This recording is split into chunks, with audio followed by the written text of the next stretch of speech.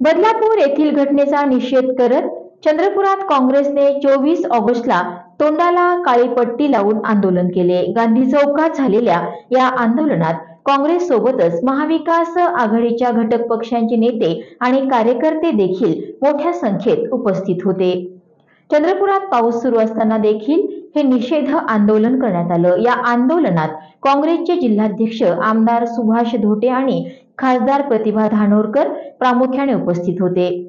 बदलापूर येथील घटना अतिशय निंदनीय असून सरकारने महिलांच्या सुरक्षेसाठी कठोर पावलं उचलावी अशी मागणी या आंदोलनात करण्यात आली। यावेळी काँग्रेसचे जिल्हाध्यक्ष आणि आमदार सुभाष धोटे यांनी लाईव्ह चंद्रपूरशी केलेली बातचीत पाहूयात। बदलापूरच्या घटनेचा आम्ही निषेध करतो। बांगलादेशच्या हिंदूवर अन्याय झाला त्याचा निषेध केला, त्याचा आम्ही स्वागत करतो।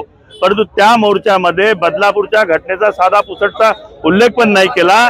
जिल्ह्यामध्ये जी नागभीडमध्ये घटना घडली त्याचा पण उल्लेख नाही केला। परंतु या सगळ्या घटनेचा त्यांनी सरकार म्हणून उल्लेख करायला पाहिजे होता, त्याने उल्लेख नाही केला म्हणून त्याचा पण आम्ही निषेध करतो।